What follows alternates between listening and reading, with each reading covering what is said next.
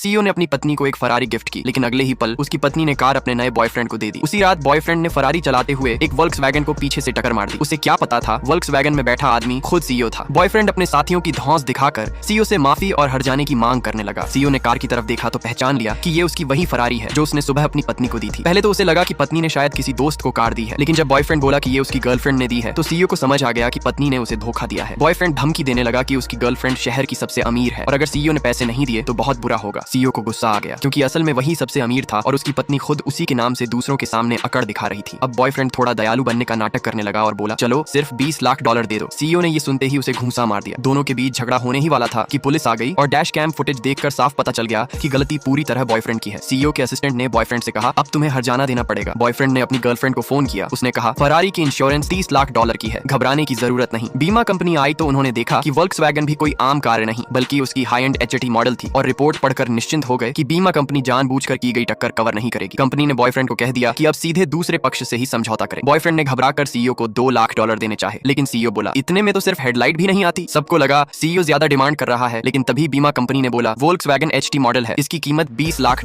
है। बॉयफ्रेंड हैरान रह गया। मजबूरी में उसने अपनी गर्लफ्रेंड से कहकर कार्ड से पेमेंट कर दिया। सीईओ बोला, ये तो सिर्फ एक कार का मुआवजा है, अभी दूसरी कार का भी हिसाब देना होगा। बॉयफ्रेंड को भरोसा ही नहीं हुआ। तभी सीईओ ने फरारी की रजिस्ट्रेशन दिखा दी। बॉयफ्रेंड हैरान रह गया, फिर भी शक में था तो अपनी गर्लफ्रेंड को बुलाया। जैसे ही गर्लफ्रेंड वहां आई और देखा कि उसका असली पति ही है, पार्ट 2 देखने के लिए चैनल को सब्सक्राइब करके कमेंट में पार्ट 2 लिखो।